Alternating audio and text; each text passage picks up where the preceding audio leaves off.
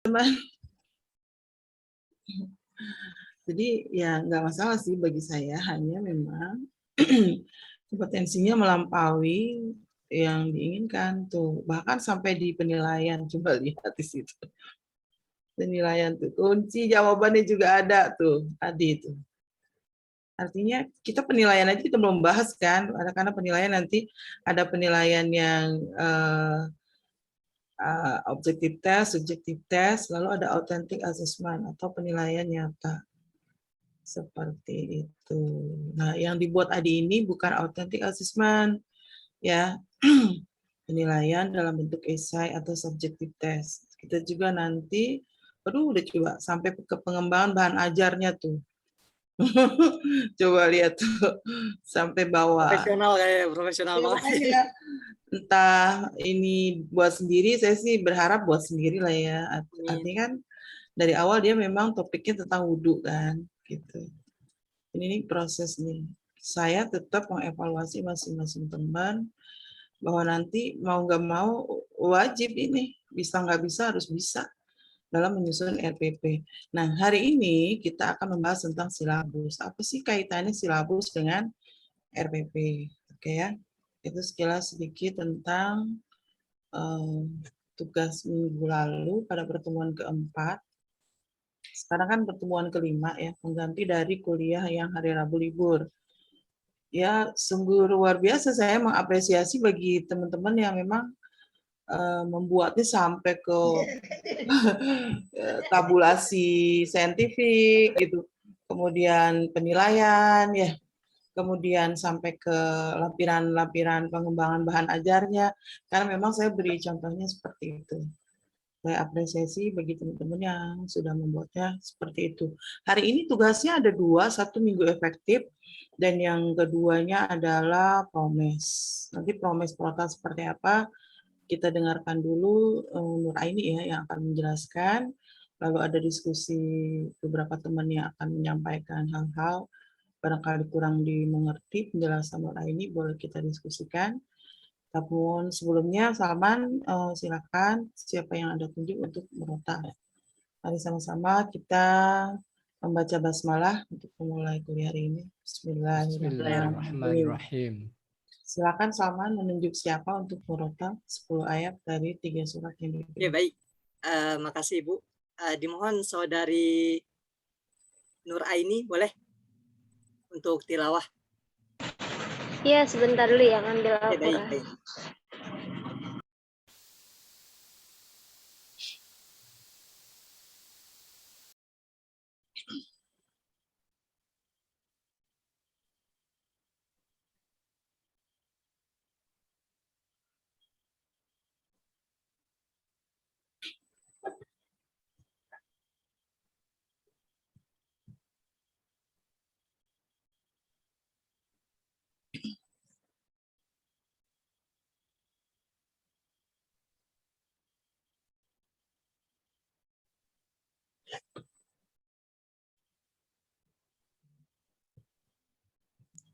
Bagaimana Nur?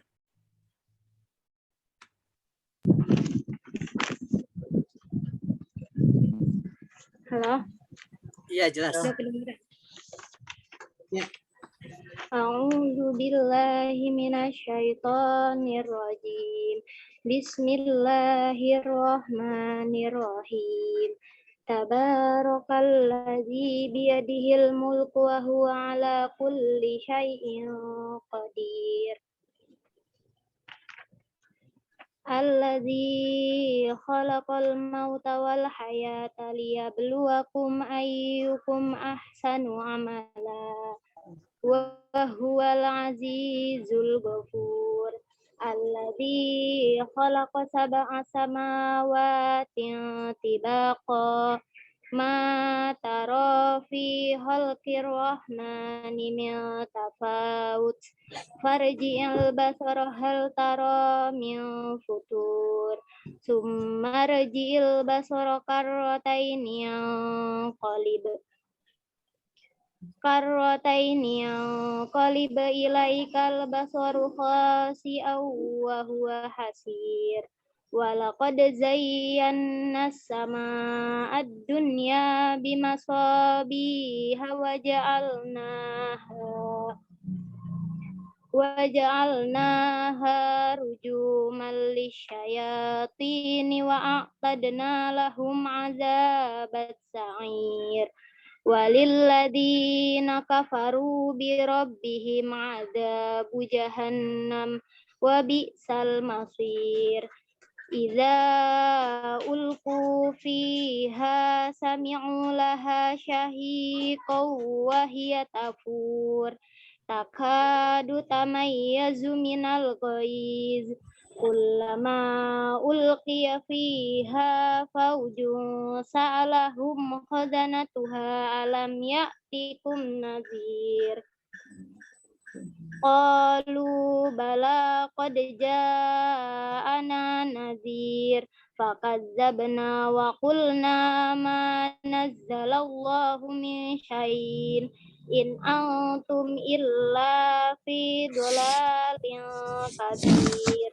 Wa qalu law kunna nasma'u aw naqilu ma kunna fi ashabis sa'ir. Shadaqallahul azim. Shadaqallahul azim. Allahumma arhamna bil Qur'an. Terima kasih Nur. Semoga Allah mempermudah segala urusan kita di ini dan seterusnya, terutama dalam menangkap berbagai ilmu pengetahuan yang kita sedang geluti hari ini. Terima kasih juga buat yang mendengar, yang menyimak. Semoga juga Allah memberikan kemudahan. Bapak Ibu sekalian, mari dengarkan Nur Aini lagi ya untuk presentasi. Silakan. Nur Aini sendiri apa berdua? Berdua Ibu. Sama Satunya Siti belum join. Rahayu. Iya. Oh, udah join. Dengan saya Ibu. Sudah ada orangnya? Sudah. Halo.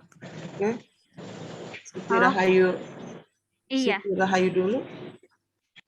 Nur Aini dulu Ibu. Oke, Nur Aini. Iya.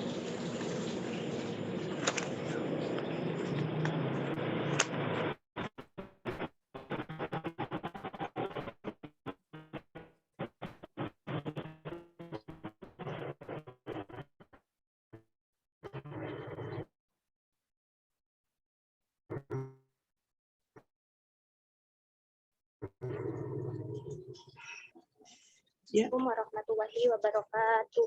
Waalaikumsalam warahmatullahi wabarakatuh. Alhamdulillahirabbil alamin wa bihi nasta'in ala umuri dunya waddin wassalatu wassalamu ala asrofil anbiya'i wal mursalin wa ala alihi wa sahbihi ajma'in amma ba'du. Yang saya hormati dosen pengampu mata kuliah perencanaan sistem pembelajaran sistem pendidikan agama Islam Ibu Dr. Maria Ulfa MPDI, yang saya hormati teman-temanku seperjuangan. Baiklah, langsung saja. Kami dari kelompok 3, saya Nur Aini dengan NPM 3119.062 dan rekan saya Siti Rahayu ingin mempresentasikan makalah kami yang berjudul silabus. Adapun tujuan dari pembelajaran hari ini yaitu yang pertama untuk mengetahui pengembangan silabus berbasis kompetensi.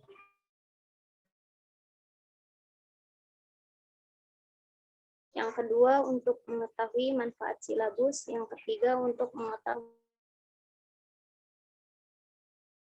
fungsi silabus, pengertian silabus.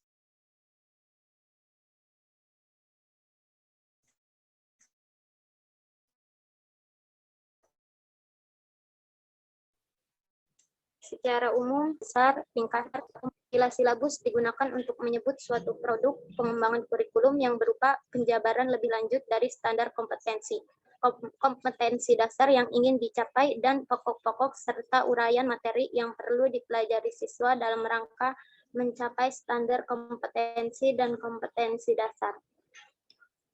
Silabus merupakan seperangkat rencana serta pengaturan pelaksanaan pembelajaran dan penilaian yang disusun secara sistematis, memuat komponen-komponen yang saling berkaitan untuk mencapai kompetensi dasar.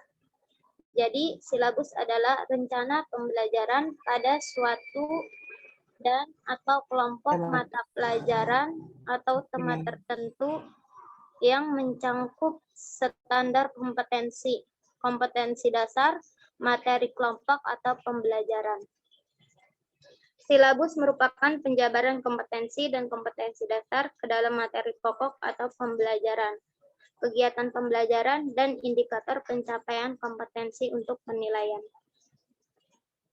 Silabus disusun berdasarkan standar isi yang di dalamnya berisikan identitas mata pelajaran, standar kompetensi atau SK, dan kompetensi dasar atau KD, materi pokok atau pembelajaran, kegiatan pembelajaran, indikator penilaian, lokasi waktu, dan sumber belajar. Next. Manfaat silabus, yaitu sebagai pengembangan sistem penilaian. Yang kedua ada sumber utama dalam penyusunan rencana pembelajaran. Yang ketiga yaitu sebagai pedoman untuk merencanakan pengelolaan kegiatan pembelajaran, yaitu dalam penyusunan rencana pelaksanaan pembelajaran. Yang keempat yaitu sebagai ukuran dalam melakukan penelitian keberhasilan suatu program pembelajaran.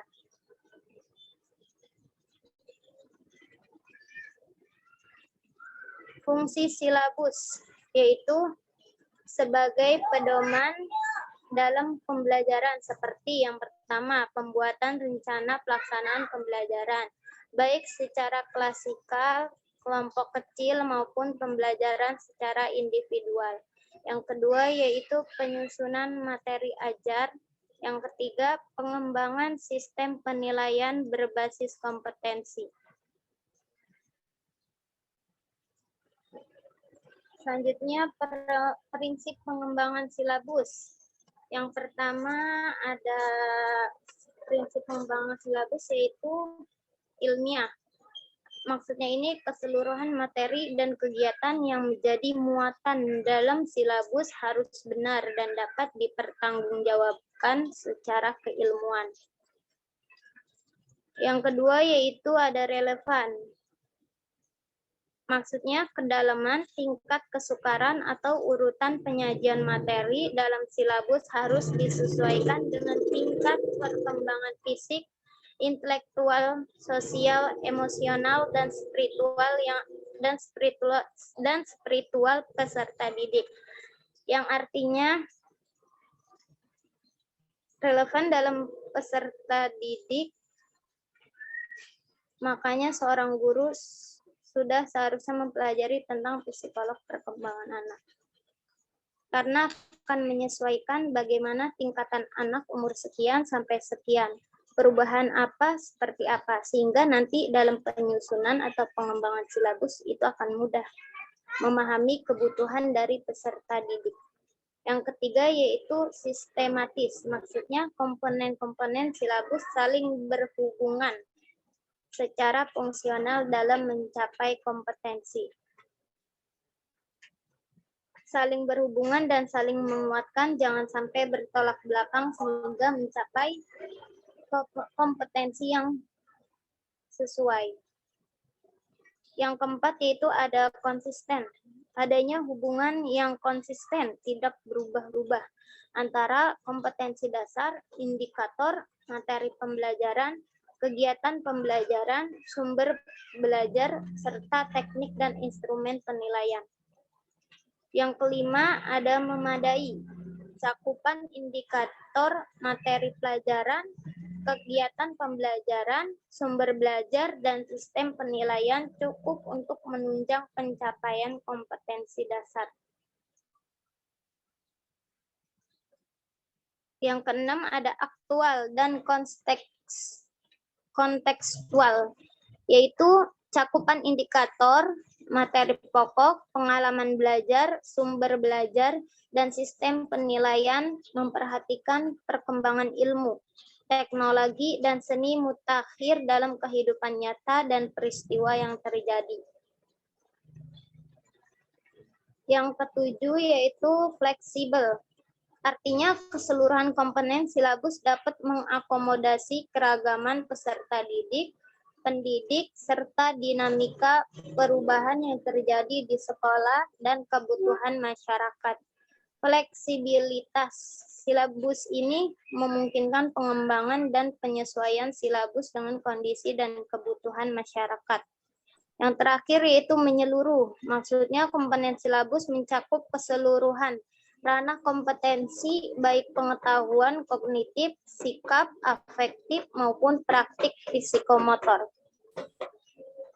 Baik, selanjutnya akan dijelaskan oleh rekan saya, Siti Rahayu. Ya.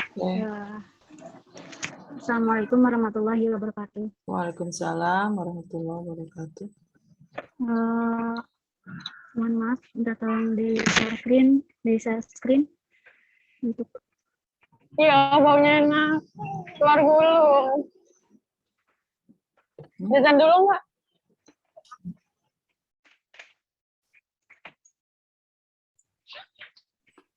Alhamdulillahirabbil alamin, nabi nasta'inu ala umuri dunya waddin, wassalatu wassalamu ala asyrafil anbiya'i wal mursalin wa ala alihi washabihi ajma'in, amma ba'du.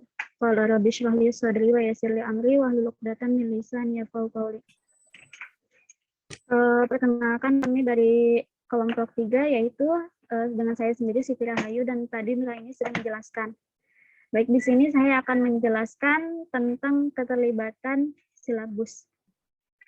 Mungkin boleh langsung ke slide yang selanjutnya. Mohon maaf Ibu Maria, kita absen tidak?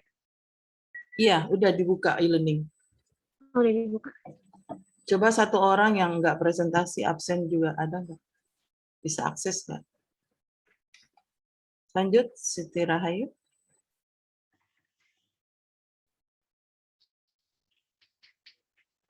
Iya, slide-nya.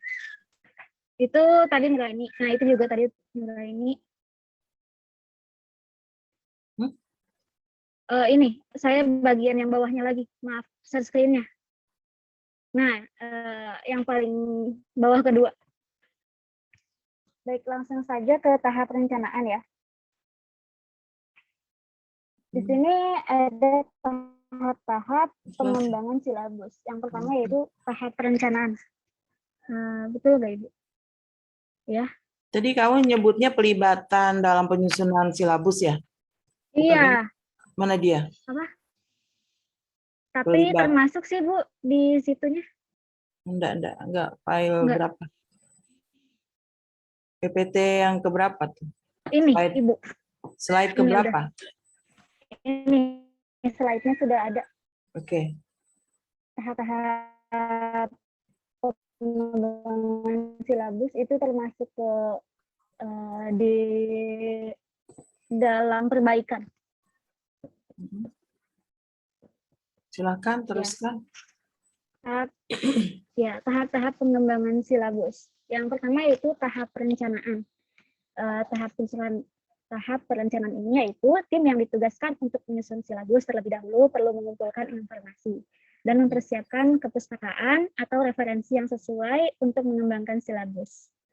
Pencarian informasi dapat dilakukan dengan memanfaatkan perangkat teknologi dan informasi seperti multimedia dan internet.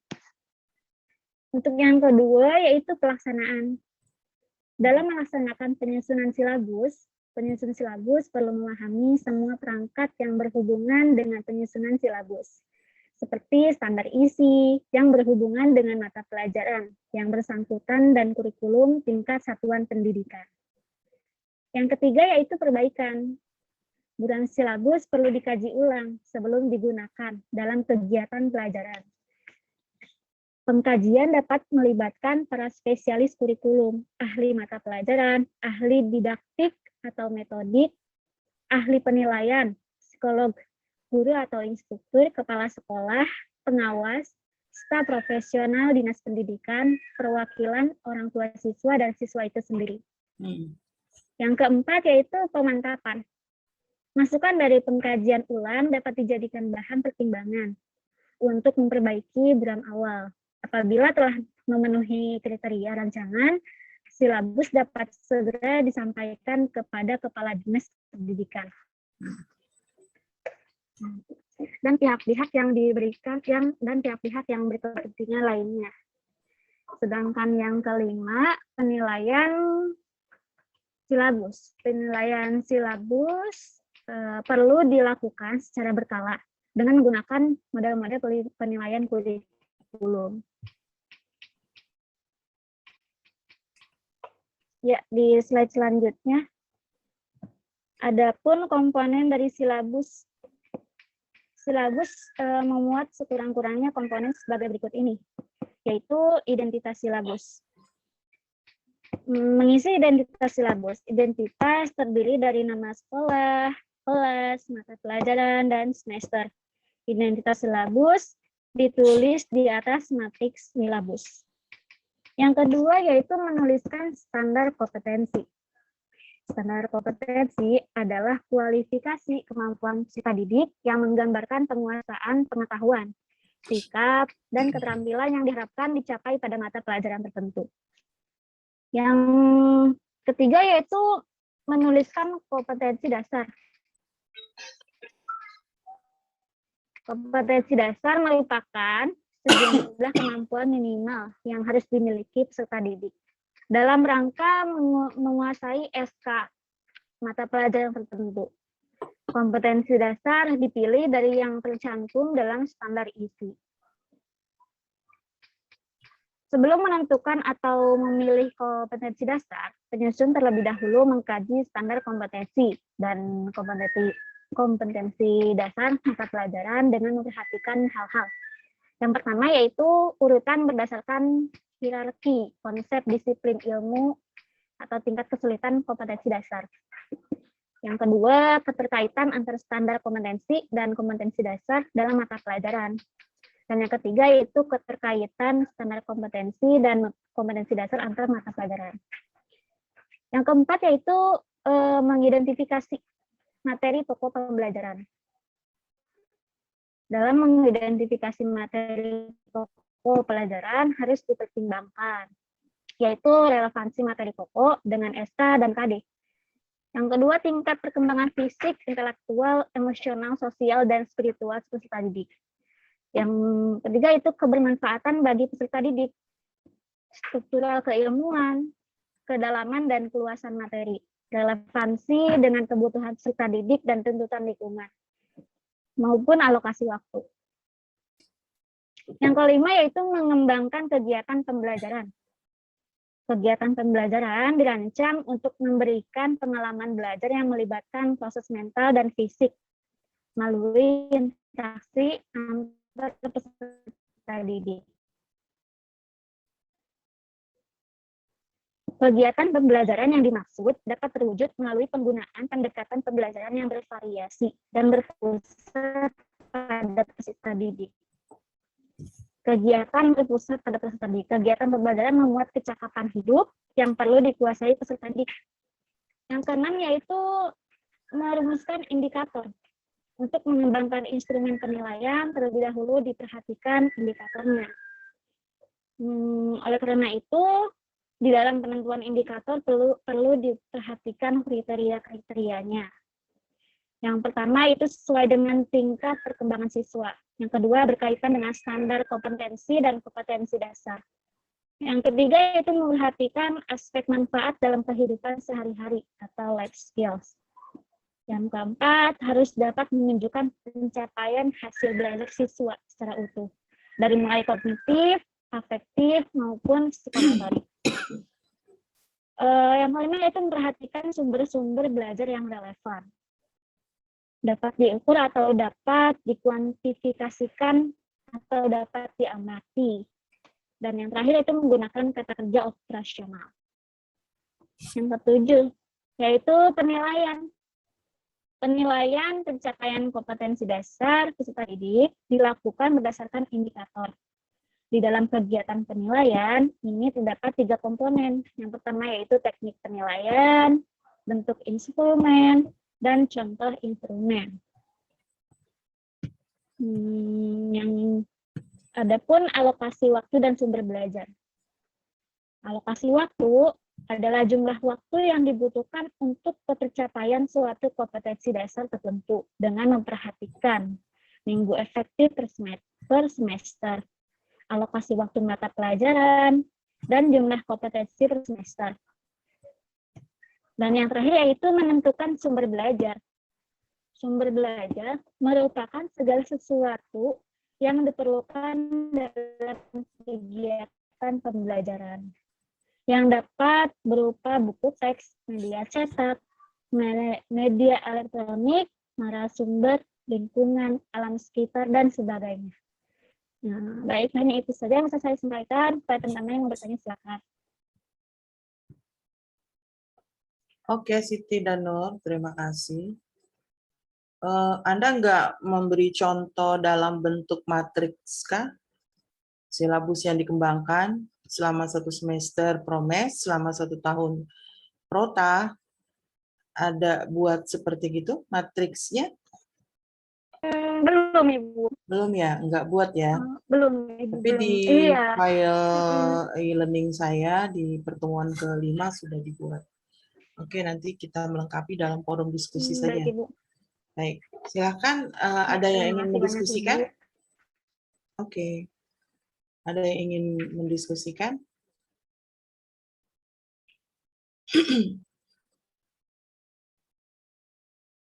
Atau udah jelas? Gimana Kalau teman-teman? Mungkin ada yang mau ditanyakan ya. dari yang tadi disampaikan kedua pemakalah. Boleh Kalau disampaikan. Kalau udah jelas, kita langsung ke praktek aja soalnya. Boleh. Boleh. Kalau teman-teman nggak ada pertanyaan, kita langsung ke praktek. Gimana? Iya, kalau udah jelas ya. Nanti akan kelihatan benang merahnya, perbedaan antara konsep yang kita ketahui dengan praktek yang kita sudah lakukan gitu. Ini belum ketahuan nih nanti. Baik, Bu, praktek, Bu. Oh, langsung praktek. Ya baik. Oke, teman-teman yang lain langsung praktek ya. Tadi diwakili, Bu. Ya, Bu, praktek aja, Bu, langsung, Bu. Langsung praktek ya. Konsepnya udah dijelaskan. Jadi, saya mau share screen Saman ya. Saya share screen dulu. Jadi kalau kita berbicara tentang silabus, berarti kita berbicara tentang program pembelajaran. Tadi belum dijelaskan secara terminologis dan secara etimologis tentang silabus. Tadi belum disampaikan begitu. Ya, kita menyimak tadi bahwa sebenarnya silabus nanti tidak akan berbeda jauh dengan RPP yang kita sudah bahas dari awal. Apa bedanya kalau silabus itu garis besarnya seperti dalam layar, ringkasannya, materi-materi pokoknya, ya, atau garis-garis besar isi program pembelajarannya yang berfungsi silabus ini sebagai pedoman untuk menyusun RPP. Udah mulai kelihatan ya benang merahnya ya, bahwa sebenarnya setiap guru sebelum dia menyusun RPP, dia harus menyusun silabus bersama dengan tim. Jadi dijelaskan oleh pemakalah, sebenarnya kalau si guru ini sendiri menyusunnya bisa, tidak perlu melibatkan tadi itu ada ahli psikolog, ada ahli strategi pembelajaran, ahli metodologi pembelajaran, ahli isu-isu kontemporer PAI gitu, ahli teknologi, apalagi sekarang sudah zamannya 4.0 menuju 5.0. Tentunya teknologi sebagai alat untuk mempermudah setiap guru menyusun silabus. Udah mulai kelihatan bahwa silabus merupakan pedoman bagi guru untuk menyusun RPP. Gitu. Komponen hampir sama nih dengan RPP. Nah, beda lainnya, benang merahnya adalah silabus disusun, topik-topiknya saja. RPP itu di breakdown dari silabus. Nah, tadi dibilang juga pada saat penyusunan silabus, kita banyak membutuhkan referensi-referensi. Cuma belum dijelaskan tuh referensi apa saja. Yang pertama buku teks. Kedua buku pendukung. Ketiga kalender pelajaran. Kalender pelajaran ada dua, ada kalender pembelajaran yang bersifat nasional yang dikeluarkan oleh Dikbud. Satu lagi ada kalender pelajaran yang dikeluarkan oleh pihak sekolah. Jadi pihak sekolah ini nanti membuat kalender pelajaran dalam 1 tahun berangkat dari kalender pembelajaran yang disusun oleh Dikbud.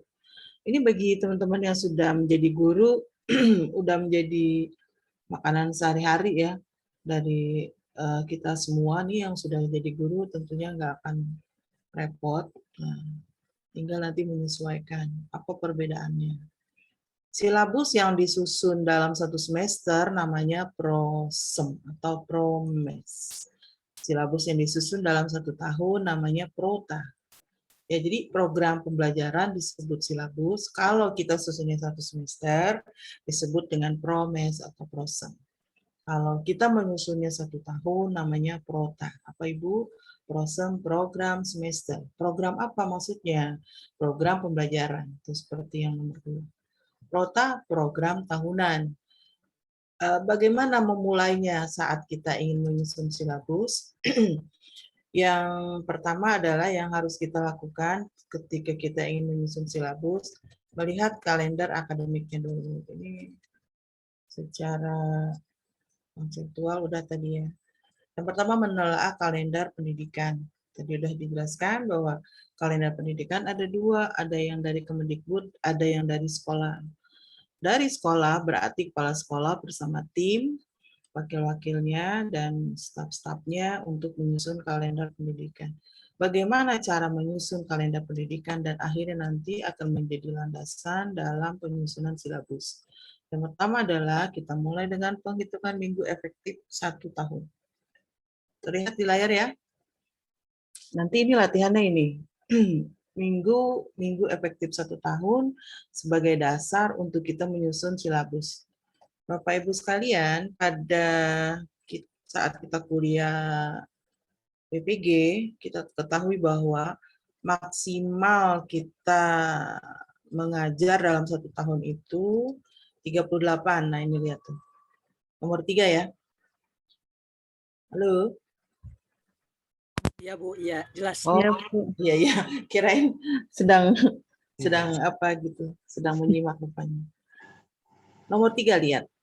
Maksimal kita mengajar nanti 34 sampai 38. Berarti maksimalnya 38. Ya, minimalnya 34. Tidak boleh lebih dari 38, JPL maksudnya. Tidak boleh kurang dari 34. Kalau lebih gitu JPL-nya, berarti ada beberapa guru di mana kekurangan gitu. Kita udah bahas waktu itu kan, waktu PPG. Nah, SMA yang kita ajar atau SMK yang kita ajar, negeri maupun swasta, sama tuh di mana-mana. Ya, kelasnya ada 10 sampai 12, 1 JPL itu 45 menit, beda dengan SMP 40 menit, SD 35 menit. Begitu pandemi, ini semua berubah. Ya, menitnya yang berubah. Tapi kegiatan pembelajarannya tidak berubah. Gitu. Mengapa demikian? Ya, karena kegiatan tatap muka sudah mulai berkurang per jam dan sekarang sudah berubah lagi TPM-nya, tatap muka berbatas gitu dengan 50% dan sekarang sekolah-sekolah udah mulai memberanikan diri ya untuk anak-anaknya masuk ke sekolah, tetap pada prokes kesehatan. Jadi kembali ke JPL maksimal, kita ambil yang 38 ya. Nah, sekarang saya masuk ke praktek yang ini, yang 38.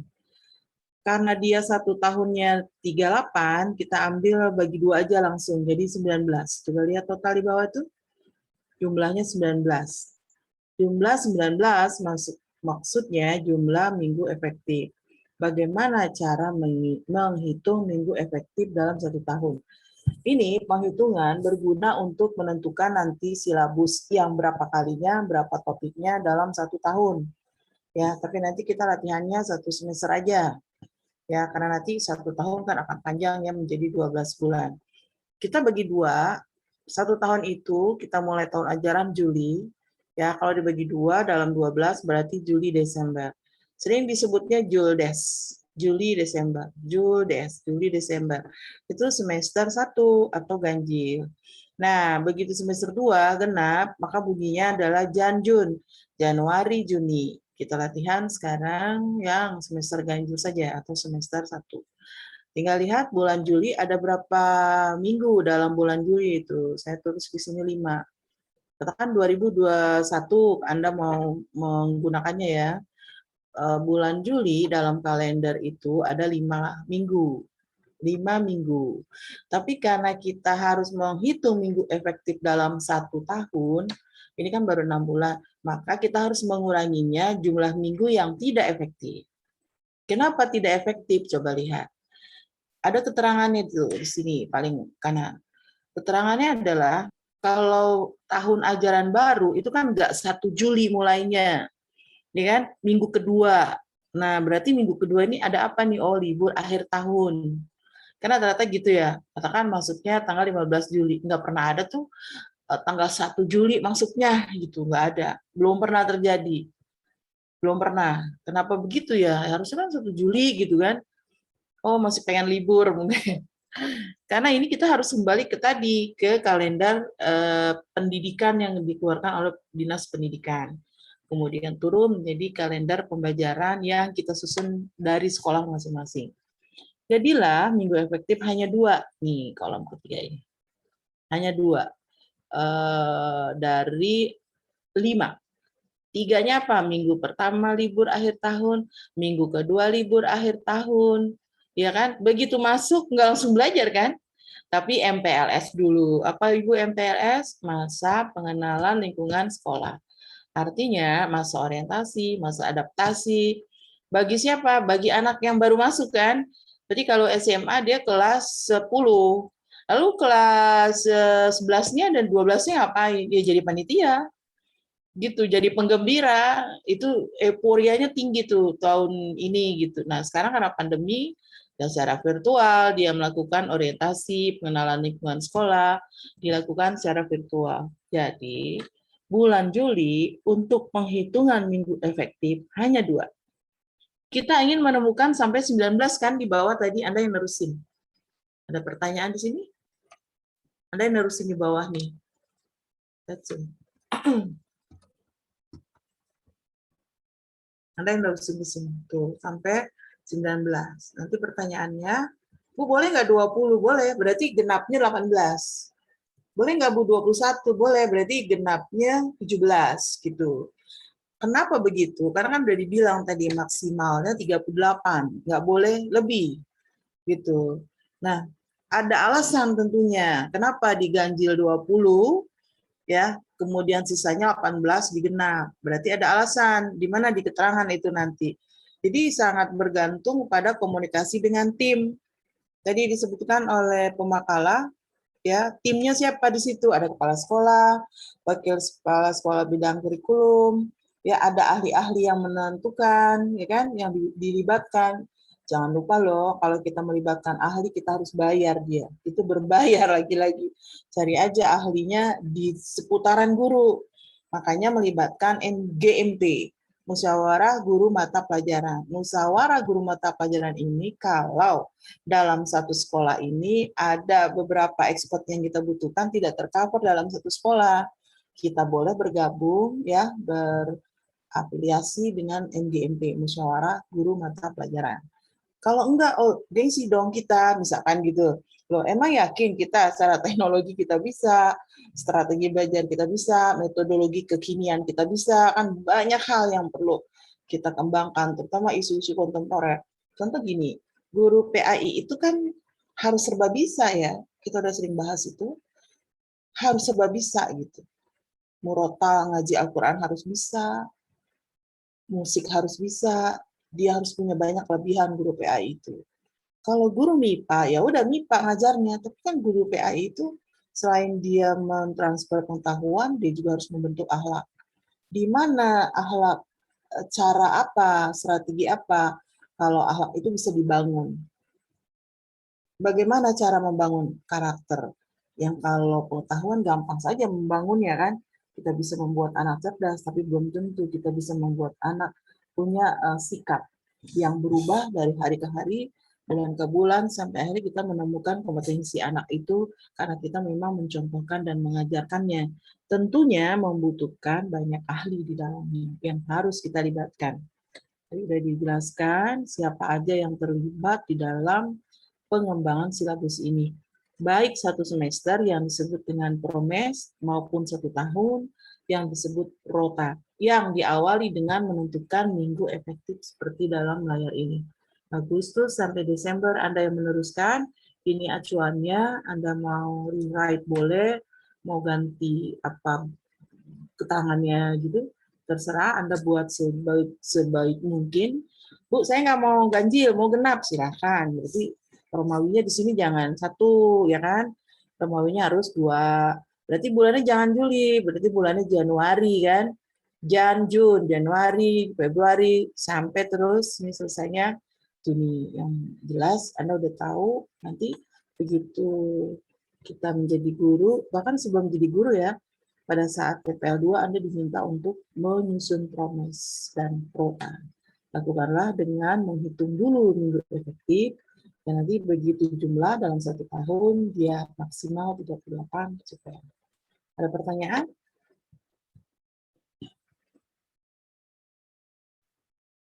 Jika ada yang ingin ditanyakan, monggo. Bu, saya mau tanya dong, Bu. Oke. Silakan. Kalau Kaldik yang dari itu mempengaruhi ini juga ya, Bu? Rota sama promesnya. Kaldik dari dinas. Kaldik dari dinas, misalnya kan kayak di bulan apa nih, November biasanya itu kan ada hari guru, biasanya 1 minggu itu full, biasanya mereka nggak efektif gitu, dia gunakan untuk ada kegiatan berapa hari gitu, hari guru gitu. Nah itu menyesuaikan apa tetap dianggap minggu aktif, Bu? Baik, tadi udah saya jelaskan penyusunan kalender pendidikan atau kalender pembelajaran di sekolah ya berangkat dari penyusunan kalender dari dinas. Ya, kalau Ibu Bapak mengajarnya di madrasah nanti dan mata kuliahnya adalah PAI, maka ya kalau saya sebutin madrasah ada MI, ada sanawiyah, aliyah, nggak ada PAI. Itu pasti kaldiknya atau kalender pendidikannya dari Kemenag. Jika Bapak Ibu mengajar di negeri, SMK, SMKN, swasta maupun negeri, ya itu keluarnya dari Dikbud. 2 departemen inilah kaldiknya menjadi acuan Bapak Ibu menyusun. Contoh tadi, di November ada ulang tahun ini, ada ulang tahun itu, ya kita harus menyesuaikan. Karena nanti kita diminta untuk merayakan itu. Termasuk misalnya bulan Agustus, ya, semua kan berkewajiban melakukan upacara 17 Agustus. Bahkan dalam 1 minggu tuh nggak ada kegiatan tuh bulan Agustus ya. Ada kegiatan-kegiatan yang memang sifatnya Independent Days, Hari Kemerdekaan Republik Indonesia. Iya, jawabannya iya, harus menyesuaikan kaldik yang dikeluarkan oleh Diknas atau Dikbud. Bahkan beberapa sekolah belum bikin kalender pelajaran karena menunggu. Ya kan? Kok bisa begitu? Iya, lama sekali keluarnya tuh. Dari pihak Dikbud. Akhirnya sekolah belum bikin gitu. Nah, sekarang kita nggak usah menunggu, acuannya adalah yang tahun lalu, gitu. Tahun lalu, kalau tahun lalu semuanya udah bisa menjadi acuan, nggak usah nunggu kaldik yang keluar dari dinas, dan itu kadang lama. Akhirnya menjadi hambatan, apalagi Kemenag, lama banget keluarnya. Padahal udah proses nih. Nah ini pentingnya silabus kita susun, seorang guru atau tim guru itu akan bisa bekerja saat orang libur. Katakan bulan Juli itu mulai pelajaran. Berarti dia nyusun silabus dari bulan Juni kan? Bahkan dari bulan Mei udah kepikir. Siapa yang kepikir? Kepala sekolah, wakil kepala sekolah bidang kurikulum. Jadi jangan protes Bapak Ibu yang kalau anaknya disekolahin, ini kenapa sih masih bayaran gitu? Kok bayaran kan libur? Iya anaknya yang libur Pak, gurunya nggak libur. Gurunya bekerja, nyusun silabus, nyusun program pembelajaran, ya kan? Nginput nilai, apalagi sekarang ada asesmen yang digital ya, raport digital. Semuanya itu berbasis teknologi. mereka bekerja jauh sebelum Bapak dan Ibu anaknya belajar. Belajarnya bulan Juli. Bulan Juni kok bayaran. Bulan Mei kan udah libur kok bayaran. Seandainya memang sekolah-sekolah swasta, ya kan? Kalau sekolah-sekolah negeri memang gratis gitu. Ya, saya kira itu Ibu. Ada hal-hal lainnya? Kalau misalnya gini Bu, kan kita udah nyusun nih berdasarkan tahun lalu misalnya. Boleh nggak sih Bu misalnya di tengah-tengah semester itu berubah gitu? Atau tidak boleh dirubah gitu silabus ini gitu? Kalau berubah seperti yang dijelaskan oleh presenter tadi, kan ada beberapa ketentuan dalam penyusunan pengembangan silabus. Ada tekstual, kontekstual, memadai gitu ya, ada cakupan, cukupan. Kalau Ibu delete beberapa bagian berarti tidak mencukupi gitu. Kan syaratnya gitu, ilmiah, objektif, sistematis, tadi dijelaskan itu. Tinggal lihat apa masalahnya gitu, sehingga kita mendelete salah satu yang sudah kita programkan. Apa yang kita delete? Waktu misalkan ya.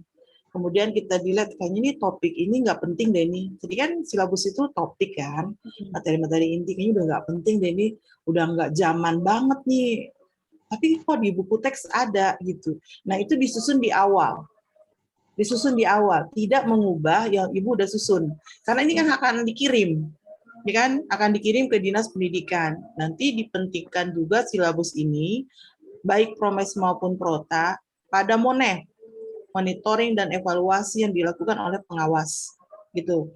Pengawas akan melihat Promesnya mana, Protanya mana. Nanti kelanjutannya adalah, kan tadi dibilang bahwa silabus itu merupakan pedoman guru untuk penyusun RPP. Kalau Promesnya ada, Protanya ada, RPP gurunya mana? Itu nanti ke situ larinya. Lalu kan udah silabus, sudah ada Promes, sudah ada Prota, ngapain nyusun RPP? Nah ini sebuah keniscayaan kalau kita jawab begitu. Karena akan beda fungsinya. Kalau RPP adalah kewajiban guru menyusun RPP, membreakdown-nya dari silabus untuk diajarkan per pertemuan, gitu, per minggu, per bulan. Kalau silabus dikembangkan per semester, per tahun, dan dia nggak ada langkah pembelajaran seperti yang udah dilatihkan oleh teman-teman yang saya belum jelasin, tapi udah pada bikin gitu. Itu bedanya RPP dengan silabus. Nah, lalu apakah kewajiban kita menyusun silabus oleh tim atau sendiri? Tadi kita udah jelaskan juga ya, kalau bisa sendiri dan seluruh kompetensi guru itu ada di satu guru, biar dia yang nyusun. Tapi jarang sekali ada satu guru yang pintar teknologi, yang pintar desain instruksional, yang pintar behavior untuk mengenal karakteristik anaknya, yang paham tentang bagaimana menyusun tes, gitu kan. Sampai kepikiranlah oleh kita bahwa penyusunan silabus itu sampai kepada penyusunan penilaian atau alat tesnya. Saya kira gitu Ibu Dahria, juga teman-teman yang lain. Maaf nanya lagi Bu. Boleh. Kayaknya mesti podcast berdua aja kali ya. Gini Bu, apa maksudnya? Kalau Promes Prota itu apakah wajib guru atau ada kayak wakil kepala sekolah bidang kesiswaan gitu, nanti dari Promes Protanya dia baru dikasih ke guru atau gimana Bu? Oke, tadi udah dijelaskan oleh saya, juga udah dijelaskan oleh presenter kedua. Ya, Siti Rahayu menjelaskan bahwa perencanaan yang tahapan dalam pengembangan silabus yang pertama adalah perencanaan, ya kan? Perencanaan itu menentukan siapa timnya, gitu. Apa referensinya, kata Siti Rahayu tadi. Betul. Jadi kalau kita mau menyusun silabus, kita cari teamwork kita yang solid yang mana. Terkadang kalau kita mengikuti struktural, ada orang yang nggak bisa tuh. Kadang kepala sekolah nggak paham, wakil kepala sekolah nggak paham. Kok ada kepala sekolah nggak paham mengembangkan Promes Prota? Jangan pilih jadi kepala sekolah. Siapa yang suruh dia jadi kepala sekolah nggak ngerti Promes Prota? Itu kan otaknya kepala sekolah, nyusun silabus. Tapi dibantu oleh tim. Ya, siapa timnya? Yang wajib adalah wakil kepala sekolah bidang kurikulum. Tadi Ibu menyebutkan wakil kepala sekolah bidang kesiswaan. Oke, karena dia juga harus memikirkan di JPL mana saja ya ekstrakurikuler itu bisa masuk sebagai mata pelajaran pendukung. Contoh, guru PAI pada saat guru menyusun silabus, kepikir oleh dia tahfiz Quran di mana nih dimasukin gitu. Di JPL yang mana nih? Di minggu efektifkah apa di minggu yang tidak efektif? Yang kedua, wah saya perlu menajamkan bacaan Al-Quran anak-anak belum pada lancar nih. Mau masukin di mana? Itu kan bidang kesiswaan lagi kan. Nanti saya kepengen bikin olimpiade agama misalkan, sains dan religi misalkan gitu. Kata guru bidang kesiswaan.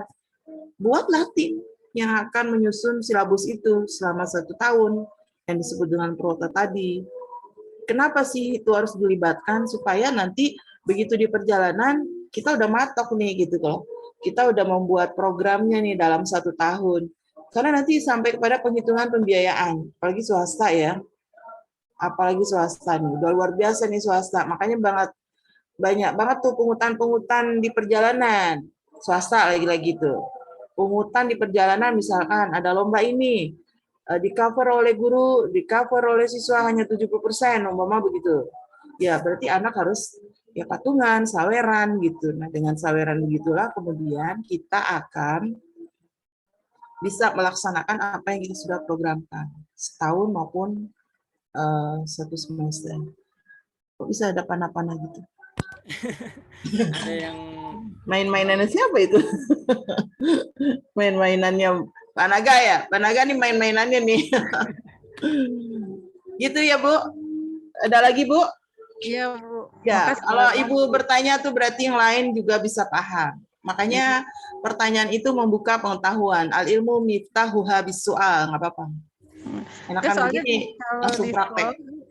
Kalau di sekolah saya itu yang nyusun itu kepala sekolah, mungkin karena skupnya lebih kecil ya, Bu. Jadi TK ya? Promes dan Prota itu kepala sekolah dan baru kemarin tahun ini dia nyerahin Prota dan Promes ke saya. Jadi ya Pas bener banget kan belajar. banget berarti. Makanya saya menyesuaikan, ya karena saya dari Kemenak, kita menyesuaikan dari Kemenak. Iya, betul. Ya. Ya mungkin kepala sekolahnya nggak mau ribet kali ya. Ya mungkin masih skup kecil tadi TK. Tapi kalau udah SMK skupnya besar banget, Bu. Iya. Walaupun begitu TK juga kan ada aliansi TK-TK lain ya. Udah pasti punya tuh MGMP semacam itu. Tentunya harus juga share. Harus share.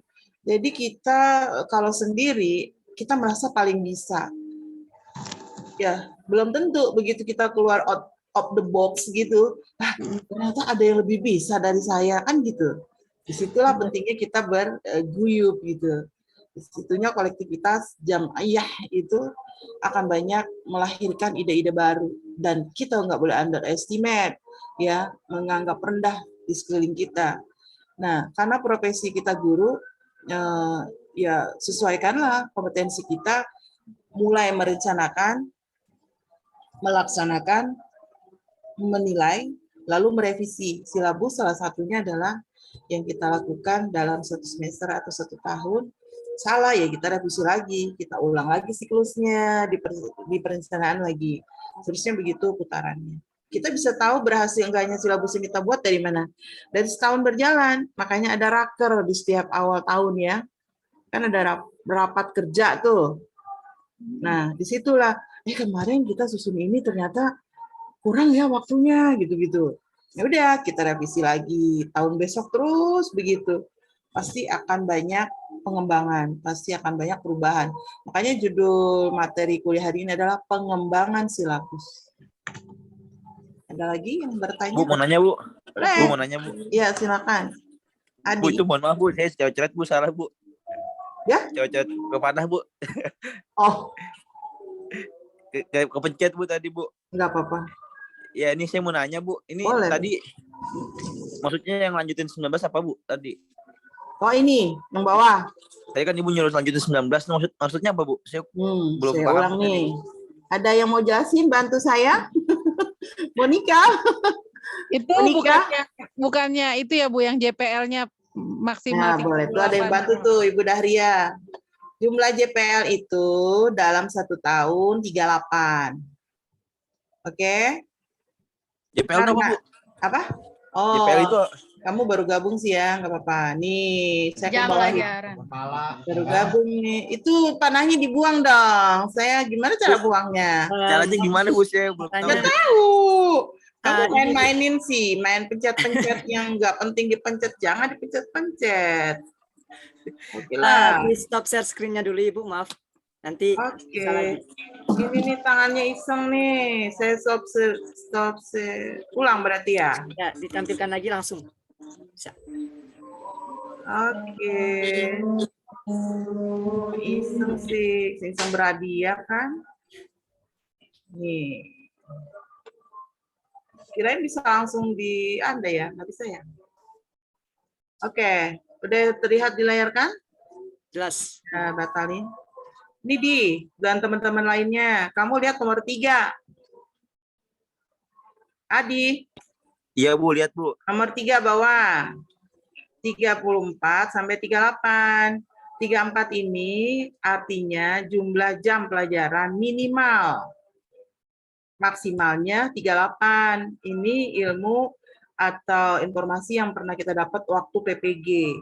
Jadi setiap tahun guru mengajar itu maksimal 38 JPL. Nggak boleh lebih. Kalau lebih nggak dibayar. Kalau lebih nggak dibayar. Yang mau bayar siapa? Nggak ada yang bayar kalau lebih. Tapi nggak boleh kurang dari 34. Kita ambil maksimalnya aja, 38. Ya, dalam 1 tahun. Oh, 1 tahun, Bu. Ya, kita kan mau nyusun prota. Program tahunan pembelajaran untuk 38 JPL. Karena kita juga nyusun promes dalam 1 semester, kita bagi 2. Berarti 38 dibagi 2, 19. Nah, karena kita nyusunnya dalam 1 semester, 19, boleh nggak, Bu, kita 20 boleh. Berarti nanti pada saat kita nyusun semester 2, tidak 19, tapi 18. Paham? Kalau paham saya ke atasin. Paham nggak sampai sini? Hah? Adi, hei. Hei. Malah bengong. Paham, Bu, paham. Paham? Apa pahamnya? Berarti 2 semester ya, Bu? 2 semester, 38 dibagi 2, 19. Kamu datangnya telat nih. Iya, tadi dipanggil dulu. Ya, 38 dibagi 2, berarti 19. Kita tarik ke atas lagi ya. Nih, kita tarik ke atas nih, itu 19. Nampak di layar kah? Nih, yang Ya, ini. terlihat, Ibu. Ya. Boleh nggak, Bu, di sini 20? Boleh. Berarti di semester 2-nya 18. Jangan 19. Kok semester 2? Ya kan 1 tahun 2 semester. Ini mau 1. Begitu semester genap, kamu bikin 2. Jangan lagi Juli nulisnya, tapi Januari, Juni gitu. Januari, Februari, dan seterusnya sampai bulan Juni. Makanya semester genap itu disebutnya dengan Janjun, Januari, Juni. Kalau semester ganjil, Juldes, Juli, Desember. Kenapa Anda harus tahu ini? Anda harus menghitung minggu efektif dalam 1 tahun atau dalam 1 semester. Ya kan? Untuk tahu apa? Untuk tahu menempatkan 38 yang dalam 1 tahun di bulan ini apa aja.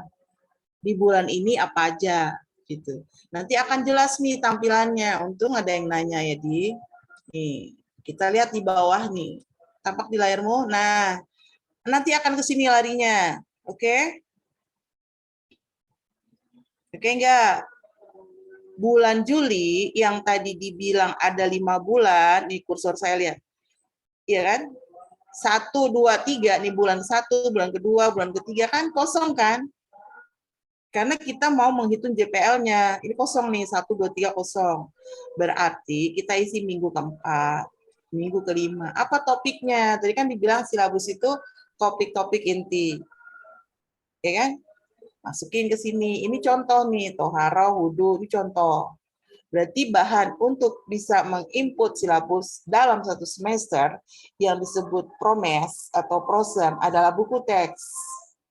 Tinggal Anda lihat mata pelajarannya PAI, kelasnya kelas apa. Jangan salah ngambil buku.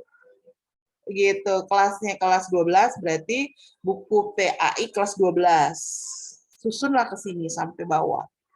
Tapi hanya 1 semester aja. Kalau 1 tahun panjang. Ya Bu, kan? ini kita boleh lihat buku cetak, Bu. Apa?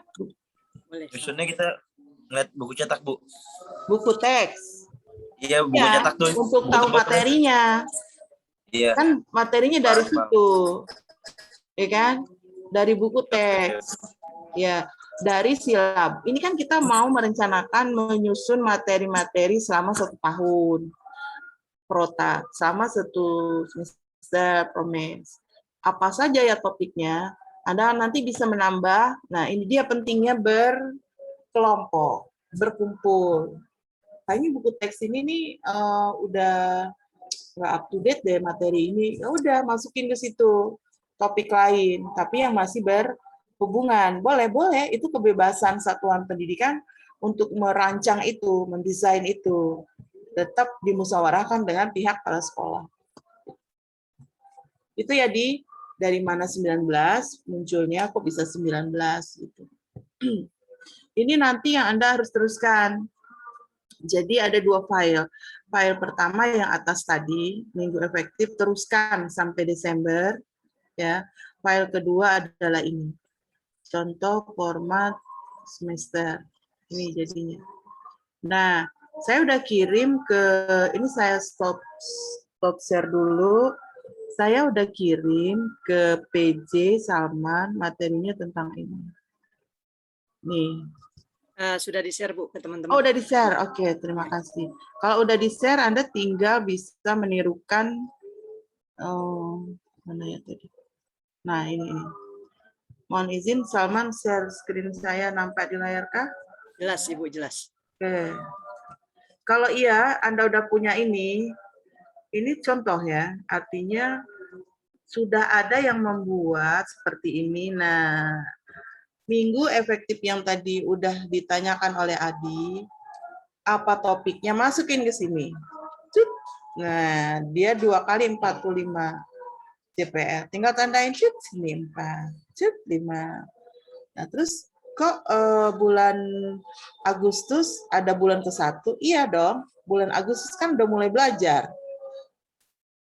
Minggu ke-1 udah mulai belajar, ya. Minggu kedua udah belajar. Minggu ketiga belajar enggak? Enggak, 17-an Independent Days. Nggak belajar tuh kosong. Kenapa ada perubahan warna? Dia jelaskan di sini, tuh di bawah. Minggu efektif diberi tanda warna itu, tidak efektif warna biru, jam pelajaran dan seterusnya. Dan dia menghitung minggu efektif ini. Ini jangan dicontek habis ya. Jangan dicontek habis, ntar yang Anda upload ini jangan. Yang penting Anda bisa gitu. Anda bisa dan Anda paham pada saat nanti di PPL 2 disuruh nyusun prota, promes bisa. Oh, kayak gini ya. Yang dimulai dengan menentukan minggu efektif. Untuk apa menentukan minggu efektif?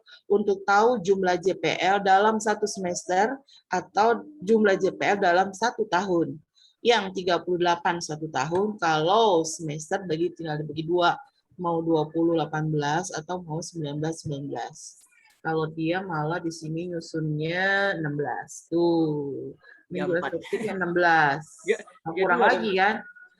Dia semester 1 kan di semester 1 nih. Yeah. Jumlah minggunya 28 gitu. 16. Dia kenapa 16? Berarti nanti pada saat dia semester genap 18 ini. dia akan 38 dikurang 16 berapa tuh?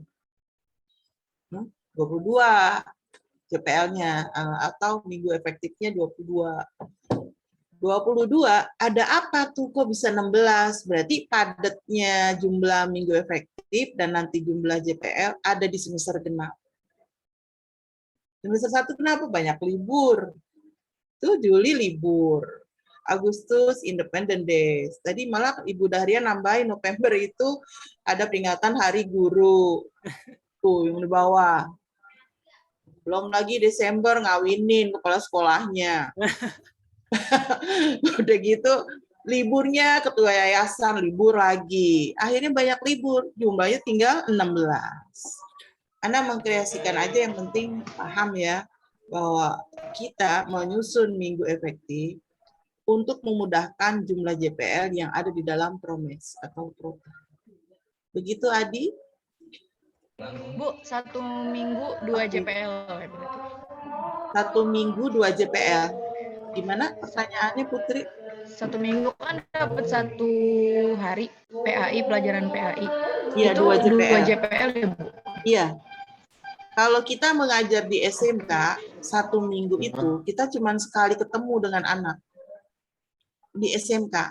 Atau kalau di madrasah ya, apakah lebih banyak mapelnya? Harusnya lebih banyak. Untuk full day school, ini nih zaman Ahok ya, gubernurnya Ahok.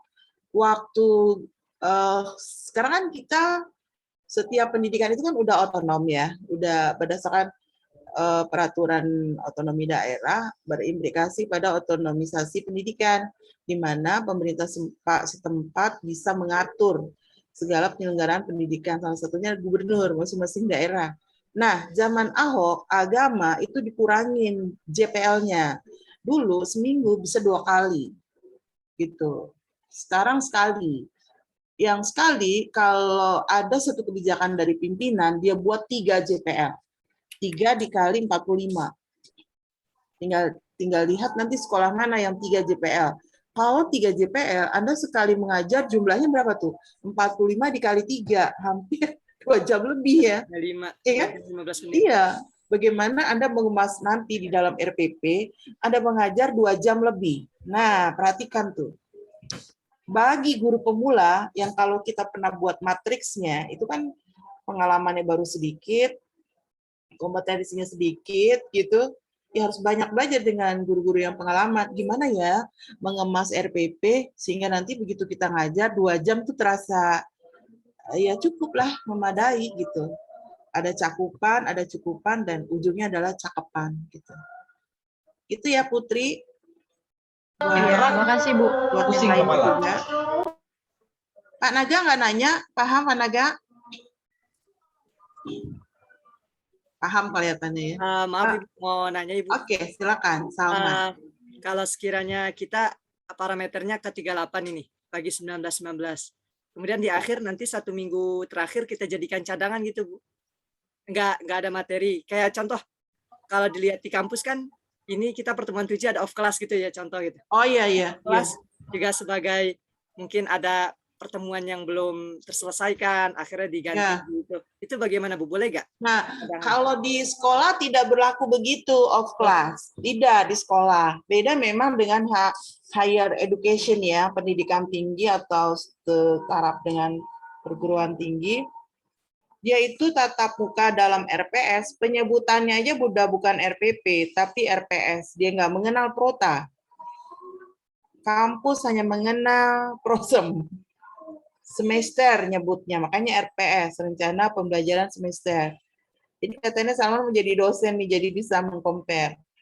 Beda dengan kampus 16 kali pertemuan dengan bobot SKS per 1 SKS 50 menit. Jadi kalau Anda mengajar nanti 2 SKS, Anda mengajar 50 kali 2. Berarti 1 jam setengah. Nah, apakah berlaku off class di sekolah? Enggak.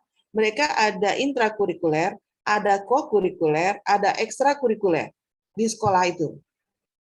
Saya ulang, ada intrakurikuler, ada kokurikuler, ada ekstrakurikuler. Yang kita nyusun, Prota dan Promes, itu intrakurikuler. Intrakurikuler. Lalu apa Bu kokurikuler?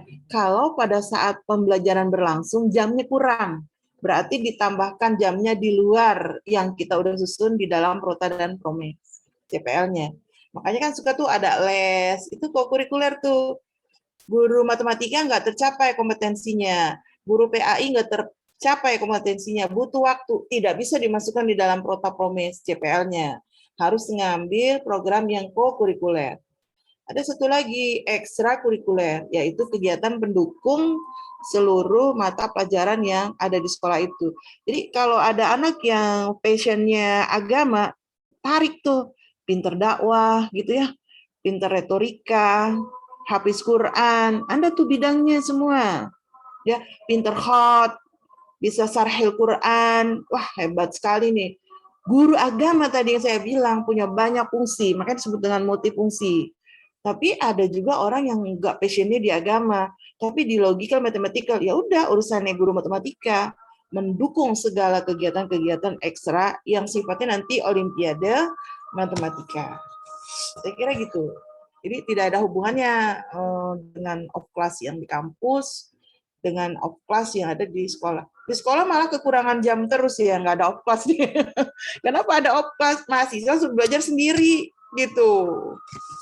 Emang bisa siswa suruh belajar sendiri? Enggak bisa. Harus dituntun. Mahasiswa aja dituntun. Ya kan, dibimbing, dicontohin, diarahin. Apalagi anak siswa nih, yang nanti Anda akan ajar SMA, SMK yang membutuhkan banyak arahan. Jangan dilepas. Anda adalah pelayan. Kullukum ra'in. Wa kullukum mas'ulun an ra'iyati. Jadi maksud saya jangan pernah meninggalkan layanan itu sampai benar-benar anak-anak bisa mengerti dan terampil tentunya ya. Oke, azan sudah tiba. Ada lagi pertanyaan? Yuk semuanya duluan nih. Ya, lanjut. Jangan lupa 6.30. Cukup? Deadline, Bu. Ya.